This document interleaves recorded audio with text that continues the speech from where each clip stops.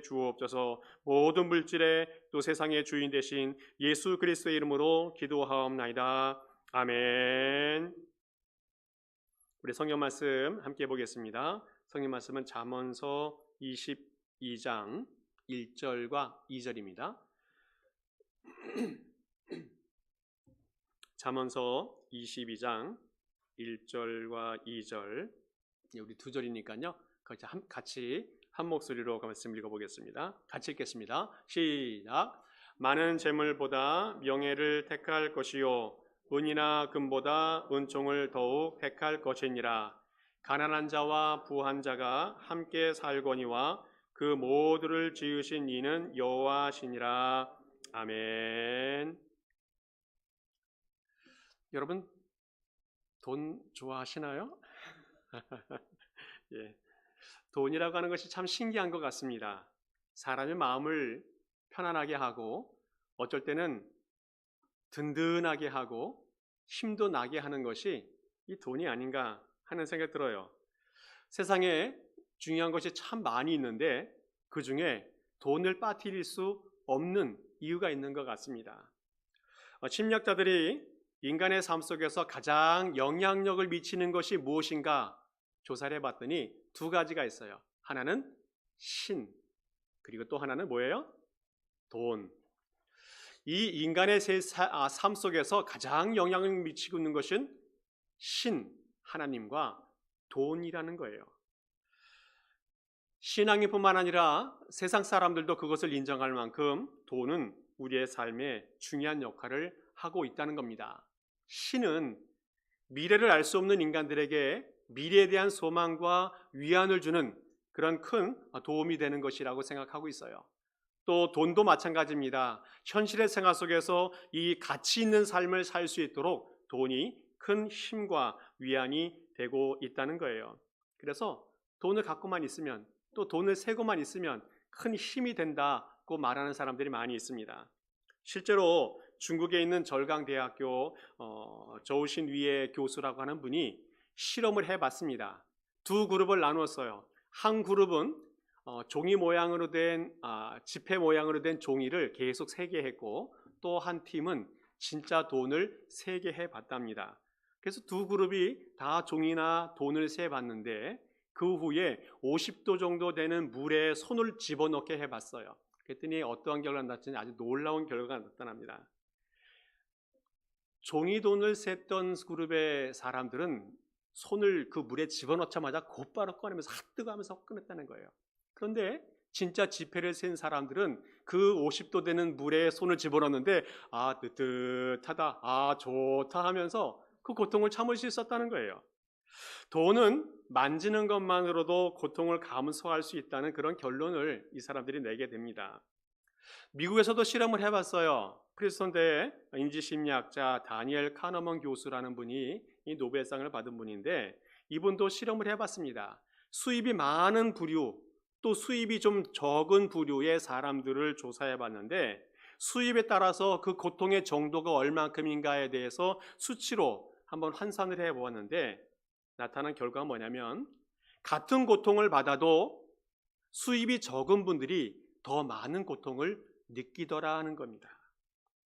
여러분 그렇지 않습니까? 지갑에 돈이 있으면 밥을 안 먹어도 배가 고픈지 잘 몰라요. 그런데 지갑이 비어 있으면 점심을 못 먹으면 배가 더 고픈 것이 사람들의 마음인 것 같습니다. 돈은 행복의 촉진제는 아닐지라도 불안의 완화제가 될 수도 있고 고통의 진정제가 될 수 있다는 말을 심리학자들이 해요. 우리의 삶에 돈이 얼마만큼 큰 영향력을 미치는가 반증해 주고 있습니다. 성경에서도 물질에 대한, 돈에 대한 중요성을 강조해 주고 있습니다. 구약 성경을 많이 읽어보다 보면 물질이 하나님의 축복의 수단이라는 것을 볼 수가 있어요. 하나님을 잘 믿었더니 거부가 되었더라, 큰 부자가 되었더라, 이런 말씀이 참 많이 나옵니다. 아브라함도 마찬가지였고 이삭도 마찬가지고 야곱도 마찬가지고 또 솔로몬도 마찬가지고 또 욥 같은 사람도 하나님을 잘 믿었더니 하나님이 큰 부자가 되게 해 주었다는 말씀을 보게 되어집니다. 신약에 넘어와도 요한 3서에 보면 아주 멋진 말씀이 나와요. 사랑하는 자여, 내 영혼이 잘됨 같이 내가 범사가 잘되고 강건하기를 내가 간구하노라. 이 말씀이 우리의 신앙이 좋아지면 우리의 마음이 축복이 넘치고 또 기쁨이 넘치게 되고 평안하게 되어지고 우리의 육체의 일도 잘 풀려진다는 말씀으로 받아들이게 되어져요.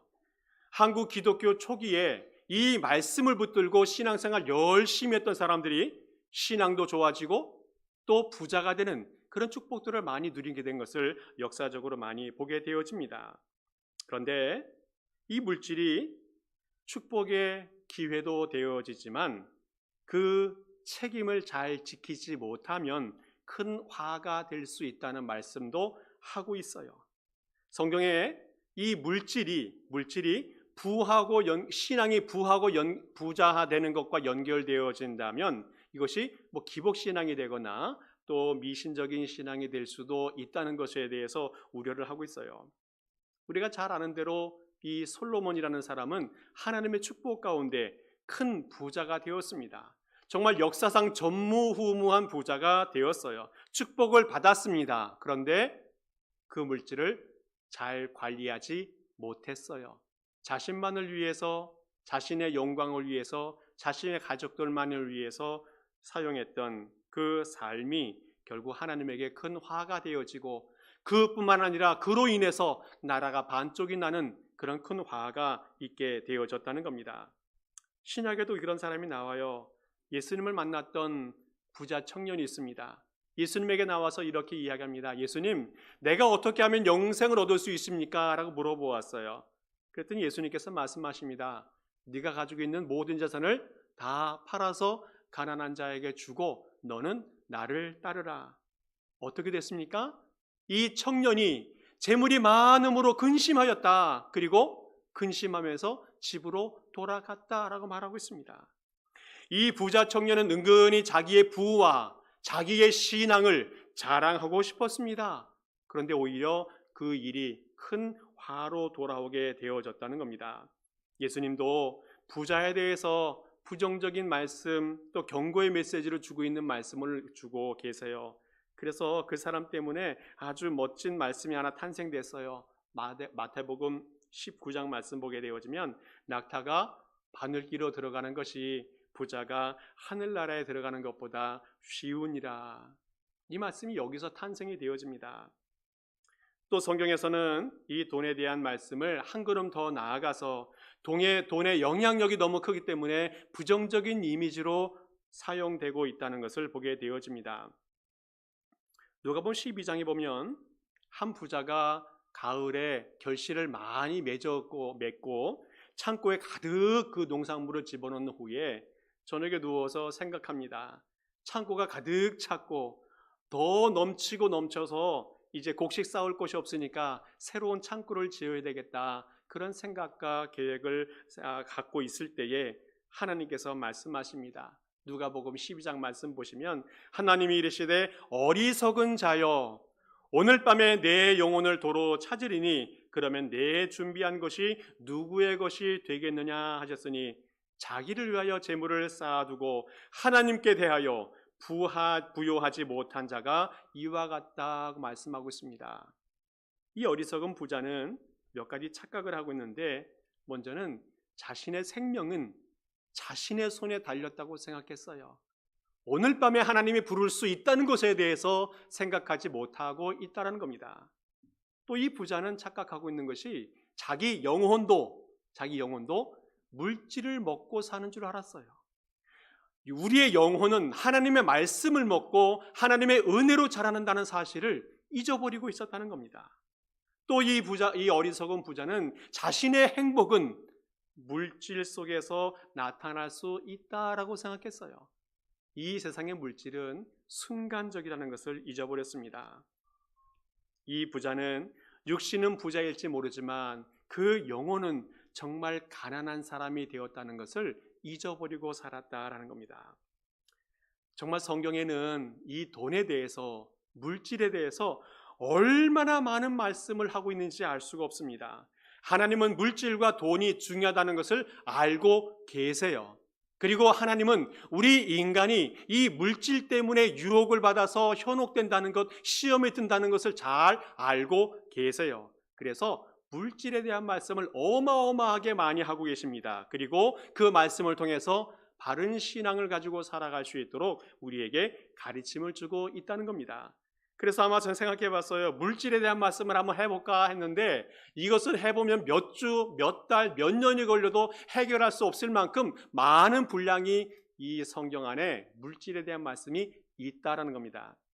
근데 교회에서 돈에 대한 얘기를 너무 많이 하면 시험에 드는 사람이 많고 또 교회가 돈 얘기만 한다고 부작용이 많이 나타날 것 같아서 오늘 한 번만 하도록 그렇게 하겠습니다. 자, 그러면 이 돈에 대한 어떠한 가치관을 갖고 살아가는 것이 바른 신앙인인가 한번 생각해 보면 좋겠습니다. 먼저 우리가 기억해야 할 것은 물질보다 더 중요한 것이 있다라는 거예요. 돈보다 더 중요한 것이 있다라는 것을 인식하고 살아가는 신앙인이 되어야 된다는 겁니다. 마가복음에도 마태복음에도 누가복음에도 세 복음서에 나오는 사건이 하나 있는데 예수님이 거라사 지방에 가서 귀신 들린 사람을 쫓아내신 사건이 있습니다. 한 사람이 귀신이 들려서 무덤 사이에 살아가고 있는 그런 어떤 미친 사람이 하나 있어요. 쇠사슬로 메어 놓아도 통제가 안 되고 또 어떻게 묶어 놓아도 가둬 놓아도 통제가 안 되는 사람입니다. 돌로 자신의 몸을 긁기도 하고 또 자신의 몸을 학대하는 그런 사람이 있었어요. 그 사람이 통제가 안 되다 보니까 가족에게도 이웃에게도 쫓겨나게 되어지고 홀로 무덤에서 살아가게 되었습니다. 이때 예수님께서 그를 찾아가시고 그 안에 있는 귀신을 쫓아내시고 그 사람이 온전하게 되게 해 주셨어요.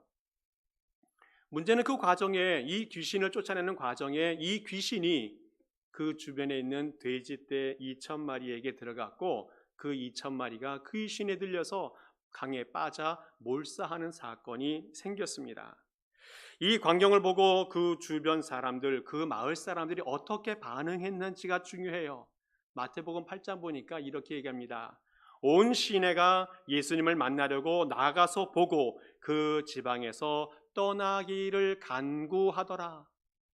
예수님을 찾아 나왔는데 예수님에게 뭐라고 말씀하십니까? 예수님 떠나주세요. 무슨 말씀을 하고 있습니까? 예수님이 기적도 보여주었고 능력도 보여주었는데 예수님을 떠나달라고 간청하고 있는 마을 사람들의 모습을 볼 수 있어요. 왜 그렇습니까? 자신들의 경제적인 손해가 나타났기 때문에 화가 나서 그래요. 귀신 들렸던 사람이 온전하게 된 그 사건보다도 돼지떼 2,000마리가 더 중요하다고 인식하고 있기 때문에 그렇다는 겁니다. 한 영혼이 치료되고 구원받아서 하나님의 자녀가 된 것보다 내가 먹고 사는 것이 더 중요하다고 인식했던 이 마을 사람들의 모습이 이렇게 나타나게 되었다는 거예요. 이 말씀 보면서 이 사람들만 그랬을까 하는 생각이 들어요. 우리는 어땠을까? 우리는 어땠을까? 일반적인 사람들의 모습은 어떻습니까? 다른 사람의 생명보다도 내 경제적인 이익이 더 중요하다고 생각하며 살아가는 것이 일반적인 사람들의 모습이에요. 다른 사람이 큰 병에 걸려도 그것보다 내 손가락에 가시 하나 들어간 게 더 크게 느껴지는 것이 인간의 마음이기 때문에 그렇다는 겁니다. 그러다 보니까 이 땅에 범죄자가 많이 생기고 많은 사건들이 나타나는 것을 보게 되어져요. 왜 그렇습니까? 다른 사람의 문제보다 내 것이 더 크기 때문에 그렇다는 거예요. 그래서 이 돈 때문에 수많은 범죄가 나타나고 가정이 파탄되고 문제가 생기는 경우들이 많이 있다는 겁니다. 영원한 세상을 볼 수 없어서 눈에 보이는 것보다 더 중요한 것이 있다는 것을 볼 수가 없어서 이런 문제가 발생하고 있다는 거예요. 오늘 성경 말씀 본문 1절에 보니까 이렇게 말씀하고 있습니다. 많은 재물보다 명예를 택한 것이요 은이나 금보다 은총을 더욱 택할 것이니라. 돈보다도 더 중요한 것이 있는데 그것이 명예라는 거예요. 은과 금보다 더 중요한 것이 있는데 그것이 바로 하나님의 은총이라는 겁니다. 우리 신앙인들은 이제 물질에 부여했던 것보다도 마음이 좀 가난한 사람이 되었으면 좋겠습니다. 그 심령 속에 하나님의 은혜를 구하고 하나님을 갈망하고 하나님을 찾아가는 마음이 가난한 사람, 그런 사람이 우리가 되어져야 한다는 거예요. 또 반대로 물질적으로 가난하다면 이제는 마음은, 믿음은 풍요로운 사람이 되었으면 좋겠습니다. 비록 물질은 부족할지라도 하나님 안에서 하나님의 나라의 상속자가 되어서 이 세상의 모든 것을 주관하고 다스리는 그런 믿음의 부자들이 될 수 있도록 우리의 마음을 다스려가는 사람이 되어져야 한다는 겁니다. 오늘은 하나님이 이 세상의 모든 것의 주관자가 되시는데 그 하나님이 우리의 아버지가 되신다는 사실을 꼭 기억하시며 살아갈 수 있길 바랍니다. 또 하나 주님이 우리에게 주시는 교훈은 뭐냐면 모든 물질은 하나님의 것이라는 거예요. 하나님의 것. 신명기 8장 보니까 우리 같이 한번 읽어볼까요? 시작. 그러나 내 마음에 이르기를 내 능력과 내 손의 힘으로 내가 이 재물을 얻었다 말할 것이라. 내 하나님 여호와를 기억하라. 그가 내게 재물 얻을 능력을 주셨음이라. 이같이 하심은 내 조상들에게 맹세하신 언약을 오늘과 같이 이루려 하심이니라. 사람들은 착각하고 있어요. 내가 얻은 것은 내 능력대로 얻었다, 내 힘으로, 내 손으로 얻었다라고 생각합니다. 이것은 인간의 교만이라고 하는 거예요. 하나님을 무시하고 하나님을 잊어버렸기 때문에 그렇다는 겁니다. 하나님이 오늘 무엇이라고 말씀하십니까? 모든 것들은 하나님이 주셨다. 하나님이 재물 얻을 능력을 주셨다. 재물 얻을 힘을 주셨다. 주님께서 말씀하고 있다는 겁니다. 그것은 우리 조상 때부터 약속하신 것을 내가 너희에게 준 것이다. 주님께서 말씀하고 있어요. 역대상 29장에서도 이렇게 말씀합니다. 부와 귀가 주께로 말미암고 또 주는 재물의 주제가 되사 손에 권세와 능력이 있사오니 모든 사람을 크게 하심과 강하게 하심이 주의 손에 있나이다. 이 말씀은 다윗이 인생의 막바지에 유언처럼 남겨놓은 고백입니다. 자신이 누리고 있었던 모든 부와 명예는 하나님이 주신 것이라고 하는 그런 고백을 오늘 하고 있어요. 오늘 본문 2절에도 이렇게 고백합니다. 가난한 자와 부한 자가 함께 살거니와 이 모두를 지으신 이는 여호와시니라. 가난한 자와 부한 자가 이 세상에 공존하고 함께 살아가고 있습니다. 그런데 가난과 이 부자 모두를 결정하는 것은 하나님이 하시는 일이었다라고 주님께서 말씀하고 있습니다. 오늘 우리가 분명히 기억해야 할 것은 혹시 부자나 이 가난한 자가 의인과 죄인의 기준이 된다라고 착각하는 사람도 있습니다. 그런데 우리가 분명히 기억해야 할 것은 부자가 되려고 욕심내는 것, 그것은 우리가 삼가해야 한다는 거예요. 부자가 되려고 욕심을 냈다가 그것이 지나쳐서 죄가 될 수도 있다는 것을 주님께서 우리에게 경고의 메시지로 주고 있습니다. 디모데전서 6장 말씀 보면 이렇게 말씀하고 있어요. 돈을 사랑함이 일만하게 뿌리다. 또 잠언 23장에서도 부자 되기에 애쓰지 말고 내 사사로운 지혜를 버릴지니라. 인생의 목적이 부자다? 이건 좀 문제가 있는 것 같아요. 열심히 살아가다 보니까 그 살아가는 열매가 물질이 되어지고 그 물질이 많아지게 되어져서 부자가 되는 것, 이것이 바로 신앙인의 모습인 것 같아요. 부자가 되는 것이 인생의 목적이 되어져 버리면 그 사람 반드시 비리와 또 사기를 치게 되고 범죄에 빠질 수 있다는 것에 대해서 주님이 경고의 메시지를 주고 있습니다. 또 디모데후서 3장 말씀에 보아도 이렇게 말씀하고 있어요. 말세에는 사람들이 자기를 사랑하며 돈을 사랑하며 자랑하며 교만하며 비방하며 부모를 거역하며 감사하지 아니하며 거룩하지 아니하며. 말세에 어떤 현상이 나타나는가? 이런 현상이 나타났는데 그 중에 하나가 자기를 사랑하고 물질을 사랑하게 되어진다. 물질을 사랑함을 통해서 그 일 때문에 수많은 비리와 사회 악이 나타나게 되어지는데 이것이 바로 심판의 이유가 되어진다고 주님께서 말씀하고 있어요. 또 말씀을 볼까요? 히브리서 13장 말씀 보면 돈을 사랑하지 말라, 있는 바를 족한 줄로 알라, 주님께서 말씀하십니다. 또 디모데전서 3장 말씀에서도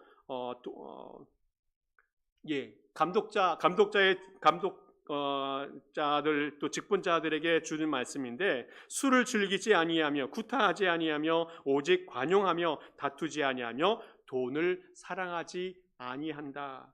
직분자의 바른 자세가 이것이라는 겁니다. 사단은 돈을 이용해서 사람을 유혹하고 현혹하는 것 같아요. 그리고 타락하게 하는 것 같습니다. 이것이 바로 돈에 대해서 우리가 생각해야 될 경각심이 아닌가 싶습니다. 그래서 우리가 영적인 사람으로서 영적인 전쟁을 해 나가야 되는데, 이 돈과의 전쟁도 필요한 것이 아닌가 하는 생각이 들어요. 돈과 직접 싸우는 것이 아니라 돈을 사랑하는, 돈에 매여져 버린 내 마음과의 싸움이 항상 있어져야 그 사람이 바른 신앙인이 될 수 있다는 거예요. 영적인 전투의 장이 멀리 있는 것이 아니라 내 마음에 있다는 것을 우리는 인식하면서 살아가야 한다는 겁니다. 바로 물질의 주인이 하나님이라는 것을 인정하고 받은 것에 감사하고 만족하고 정직하게 진실하게 살아가는 사람, 이런 사람이 바른 신앙인이 될 수 있다는 겁니다. 또 하나 볼 수 있는 것은, 이제는 하나님께 받은 것에 대해서 충성하는 사람이 되어져 갔으면 좋겠어요. 마태복음 6장 보게 되어지면 이제 보물에 대한 말씀을 하고 있는데, 이 돈이 어떤 돈으로 나누어지는지 두 가지 종류를 이야기하고 있어요. 6장 말씀 보면 너희를 위하여 보물을 땅에 쌓아두지 말라 말씀합니다. 거기는 좀과 동록이 해하며 도둑이 구멍을 뚫고 도둑질하느니라. 오직 너희를 위하여 보물을 하늘에 쌓아두라. 거기는 좀이나 동록이 해하지 못하며 도둑이 구멍을 뚫지도 못하고 도둑질도 못한다 말씀하고 있습니다. 오늘 성경 말씀 속에서는 이 돈을 두 가지로 구분하겠는데, 하나는 땅에 쌓이는 돈, 또 하나는 하늘에 쌓이는 돈, 이 두 가지로 구분을 하고 있어요. 우리 신앙인이 이 물질을 통해서 이 땅에서 잘 살아가야 되는데, 이 땅에서뿐만 아니라 하나님의 나라에서도 잘 살아갈 수 있는 물질이 되어져야 한다는 말씀을 하고 있습니다. 오늘은 이 돈이 이 땅에서도 우리가 잘 먹고 잘 살고 잘 누리면서 살아가야 되는데, 거기서 끝나면 안 된다는 거예요. 영원한 세상에서도 이 물질이 영향을 미치는 삶을 살아가도록 우리의 신앙을 잘 이끌고 가야 한다 말씀하고 있습니다. 오늘 성경에서 먼저 보면 땅에만 쌓이는 물질이 있어요. 그것은 하늘에 쌓이지 않는다는 겁니다. 내게 유익이 되는지 모르겠습니다. 그러나 결국에는 멸망의 물질이 될 수 있다는 것에 대해서 말씀하고 있어요. 땅에만 쌓이는 물질이 뭔지 한번 구체적으로 생각해 본다면, 여러분 10계명, 8계명이 무엇인지 알고 계시죠? 도둑질하지 말라는 말씀하고 있습니다. 이 말씀은 남의 주머니나 또 남의 집에서 물건을 빼앗아가는, 훔쳐가는 일들을 삼가하는 그런 계명이 되어지겠습니다. 자, 그런데 옛날 성경에는 이 말이 조금 달라요. 도적질하지 말라고 말씀하고 있습니다. 도둑질하고 도적질은 조금 달라요. 도둑질이라고 하는 것은 직접적으로 남의 것을 빼앗아가는 것을 이야기하지만, 도적질은 간접적으로라도 남의 물건을 빼앗아가는 것까지를 포함해서 하지 말라 말씀하고 있습니다. 공정하지 않은 방법으로 남의 것을 빼앗는, 속이는 것, 뇌물을 주는 것, 사기를 치는 것, 이런 것들을 삼가하라 주님께서 말씀하고 있습니다. 잠언 말씀 보면 너무너무 구체적으로 이런 이야기를 해주고 있어요. 잠언 11장에 보게 되어지면 속이는 저울은 여호와께서 미워하시나 공정한 추는 그가 기뻐하시느니라. 잠언 20장에서도 한결같지 않은 저울추와 한결같이 않은 되는 다 여호와께서 미워하시느니라. 장사하는 분들이 주로 장사할 때 저울 같은 거, 또 대박 같은 거, 추 이런 거 있지 않습니까? 그런데 주머니가 두 개, 양손에 주머니가 있는데 한쪽에는 큰 거, 한쪽에는 작은 거, 이렇게 사용하지 말라는 겁니다. 똑같은 추와 공평한 저울을 사용할 것을 주님께서 말씀하고 있어요. 또 정직하지 못한 직업들이 있는데 이것을 삼가하라 말씀하고 있습니다. 부정한 방법, 불법으로 번 돈들에 대해서 주님께서 경고의 메시지를 주고 있어요. 신명기 23장 말씀에서도 창기가 번 돈과 개 같은 자의 소득은 어떠한 서원에 하는 일로든지 내 하나님 여호와의 전에 가져오지 말라 말씀하고 있습니다.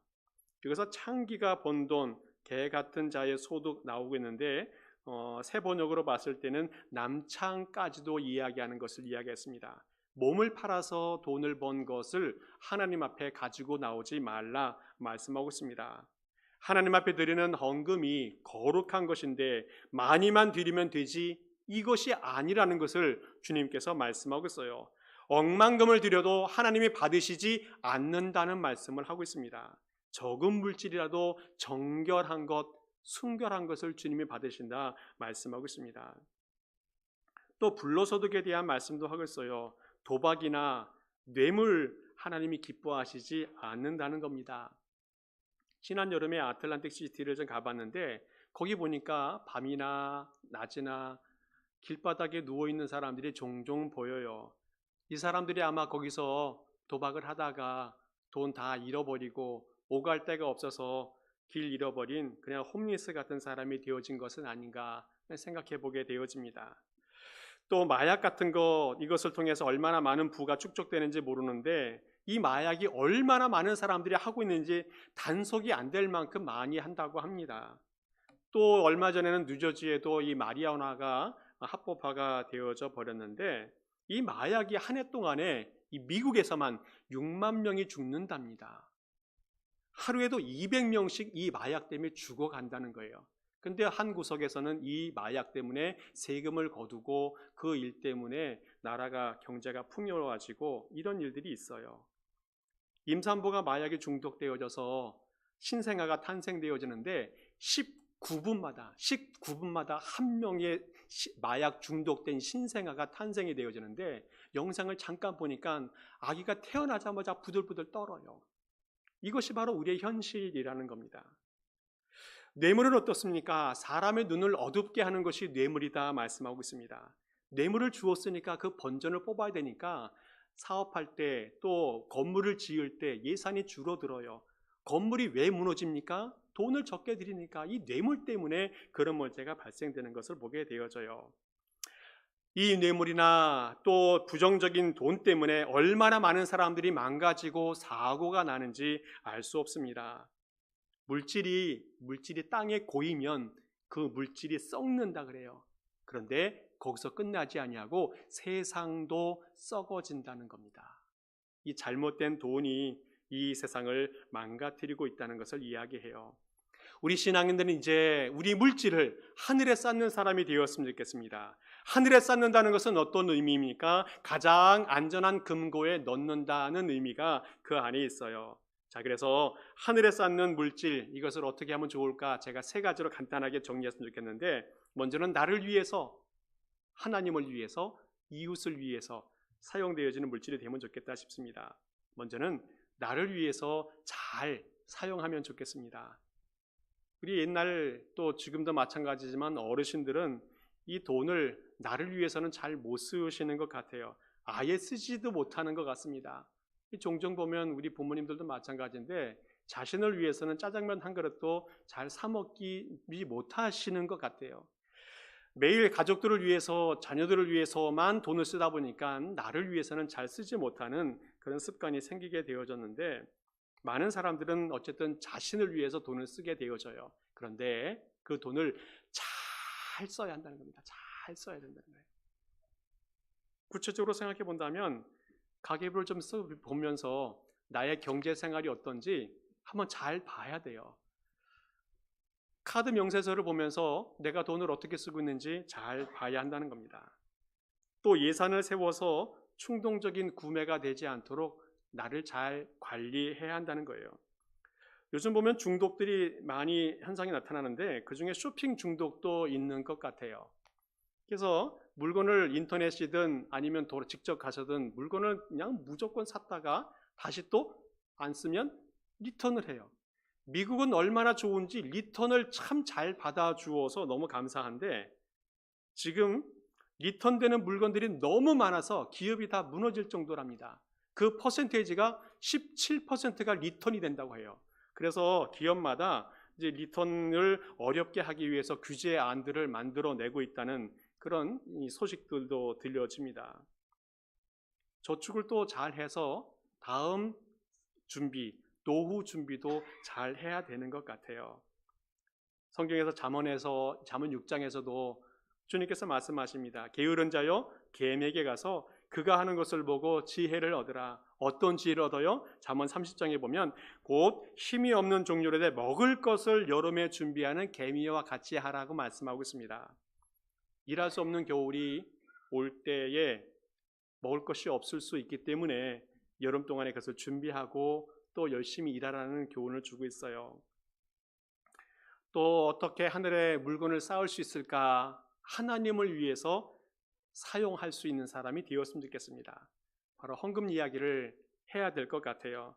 헌금은 부담스럽지만 또 말하지 않으면 이것이 목사의 직무유기가 될 수 있다고 생각합니다. 하나님의 축복을, 하나님이 주신 축복을 감사함으로 다시 하나님께 돌려드리는 것이 헌금의 기본 정신이 되어지겠습니다. 잠언 3장 말씀 보아도 이렇게 말씀하고 있어요. 내 재물과 내 소산물의 처음 익은 열매로 여호와를 경경하라. 그리하면 네 창고가 가득 차고 내 포도즙 틀에 내 새 포도즙이 넘치리라 말씀하고 있습니다. 내 생애 속에서 가장 소중한 것, 내 신앙생활 속에서 내 삶 속에서 가장 소중한 것, 이것을 하나님께 다시 돌려드리면 주님께서 풍성하게 하겠다. 주님이 약속해 주셨어요. 주님이 책임지신다 말씀하고 있습니다. 또 말라기 3장 말씀을 보아도 우리가 잘 아는 말씀이 있어요. 너희의 온전한 11조를 창고에 들여 나의 집에 양식이 있게 하고 그것으로 나를 시험하여 내가 하늘문을 열고 너희에게 복을 쌓을 곳이 없도록 붙지 아니하나 보라. 10분의 1을 하나님께 드린다는 것, 그것은 참 큰 겁니다. 그리고 내게 손해가 되는 겁니다. 그러나 하나님께서 더 풍성한 것으로 우리에게 채우신다고 약속해 주셨다는 거예요. 그리스도인들은 이것을 체험해야 됩니다. 특별히 하나님 앞에 직분을 받고 살아가는 사람은 어떠한 체험이 있어야 되냐면 하나님께서 책임져 주신다는 그 체험이 있어야 한다는 거예요. 내가 가장 소중한 것을 주님께 드렸음에도 불구하고 주님께서 내 인생을 책임지신다. 내가 굶지 않게 내가 필요한 것들을 공급하신다는 그런 체험이 있는 사람이 직분자가 되어야 되고 그리스도인이 되어져야 한다는 거예요. 그것이 믿음의 자신감입니다. 내 모든 것을 다 주님께 드려도 주님이 내 인생을 책임지시고 내 생명을 책임지시고 내 앞길을 열어주신다는 그 확신, 이것이 우리 그리스도인들의 담대함이 아닌가 싶습니다. 하나님이 먹이십니다. 하나님이 채우십니다. 하나님이 다 공급해 주신다. 이런 체험을 갖고 살아가는 우리 그리스도인들, 또 우리 직분자들, 우리 교회 성도들 될 수 있기를 간절히 축복합니다. 또 하나 우리가 하늘에 쌓는 방법은 마지막으로 이웃을 위해서 사용해야 한다는 거예요. 성경 말씀에도 이웃을 위해서 여러 가지 말씀들 해주고 있는데 출애굽기 23장 말씀 보게 되어지면 일곱째 해에는 갈지 말고 묵혀두어서 내 백성의 가난한 자들이 먹게 하라. 그 남은 것은 들짐승이 먹으리라. 내 포도원과 감람원도 그리할지니라. 매해 7해 이때는 안식년이 되어지는데 그때는 농사를 짓지 않습니다. 씨를 뿌리거나 거두지 않습니다. 그런데 자연히 씨가 나고 씨가 열매를 맺어서 곡식이 얻어질 수 있는데 그것은 거두지 않습니다. 가난한 자들이 먹게 하고 또 남은 것은 들짐승들이 먹을 수 있도록 기회를 준다 말씀하고 있습니다. 또 레위기 23장 말씀 보아도 너희 땅의 곡물을 벨 때에 밭 모퉁이까지 다 베지 말며 떨어진 것을 줍지 말고 그것을 가난한 자와 거류민을 위하여 남겨두라. 나는 너희 하나님 여호와이니라. 하나님은 어려운 이웃들을 잊지 않으셨다는 겁니다. 그래서 항상 세트로 나와요. 나그네와 고아와 과부 꼭 기억하라, 챙기라 주님께서 말씀하고 있습니다. 우리들 항상 이렇게 얘기해. 하나님, 나도 어렵습니다. 나도 힘듭니다. 맞습니다. 어렵습니다. 그래도 주님께서 말씀하십니다. 작은 자에게 냉수 한 그릇이라도 베푼 것을 주님께서 기억하신다 말씀하고 있습니다. 작은 것이라도, 나는 부족해도 이렇게 이런 마음을 갖고 살아가는 것이 하나님의 백성들이 아닌가 싶습니다. 이 사람들 보면 통계나 또 조사들을 참 재밌는 건 많이 하는데, CNN에서 이런 조사를 했어요. 가난한 사람들과 부자들 중에서 누가 더 기부를 많이 하는가 조사를 해봤는데, 미국 사람들 중에서는 가난한 사람들이 사실은 부자들보다 더 많이 자선단체에 기부한다고 해요. 워싱턴 DC에서 어떤 연구단체가 IRS에서 세금 보고한 내용들을 다 조사를 해봤답니다. 그래서 연봉대로 구별을 해봤는데, 작게부터 시작을 할게요.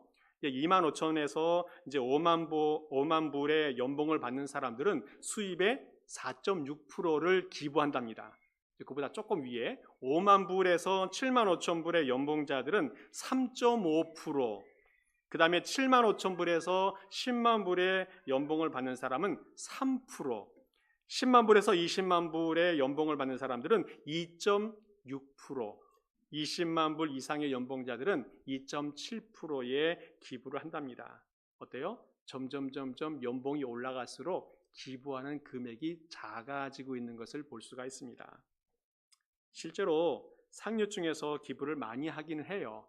또 크게 하기도 합니다. 그런데 일반적으로 봤을 때에는 어려운 사람들이 기부를 많이 한다고 통계가 나와 있습니다. 그러면 또 조사를 해봤어요. 그러면 왜 이 어려운 사람들이 어려움에도 불구하고 더 기부를 많이 할까?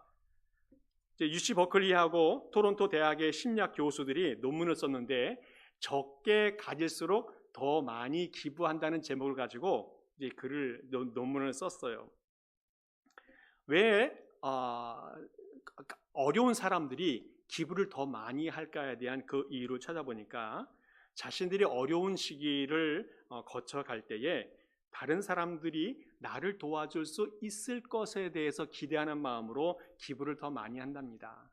어렵지만 어려운 사람들과 좋은 관계를 맺고 그들을 돕고 신뢰를 쌓아가고 또 협력하고, 그러면 내가 항상 좋을 수 있지만 어려울 수 있는데 그 어려움을 당했을 때 그들이 나를 도와줄 수 있을 것이라는 그 기대감을 가지고 기부를 더 많이 한다고 해요.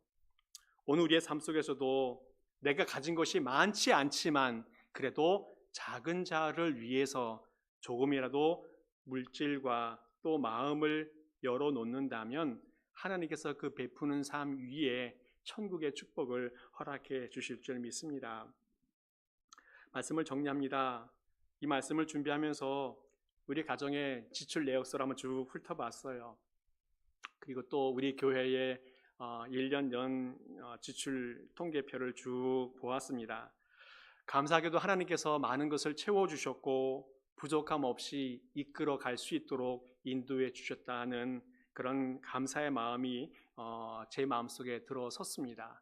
그런데 또 하나 제 마음속에 아쉬운 것은, 이 모든 것들 중에서 하나님을 위해서 사용된 것은 얼마인가, 또 어려운 이웃을 위해서 사용된 금액은 얼마인가에 대해서 생각해 보면서 좀 부족하다는 마음이 제 마음속에 있습니다. 내년에는 조금 더 개선된 삶, 앞으로는 더 개선된 삶을 살아가면 좋겠다 하는 마음이 들었습니다. 물질, 오늘 돈에 대해서 말씀을 드렸는데, 돈을 잘 사용하게 되어지면 어떠한 유익이 있는가 하면, 첫째는 하나님과의 관계가 좋아져요.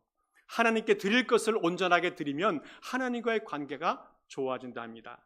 둘째, 좋은 인격자가 될 수 있어요. 어려운 이웃을 위해서 마음을 써주면 그와 좋은 관계가 되어지고 그 어려운 이웃들에게 인정과 존경을 받을 수 있는 좋은 인격자가 될 수 있습니다. 셋째, 경제적으로 안정될 수 있다는 겁니다. 내 삶을 잘 꾸리고 또 규모 있게 사용한다면 내 삶이 안정이 될 수 있다는 겁니다.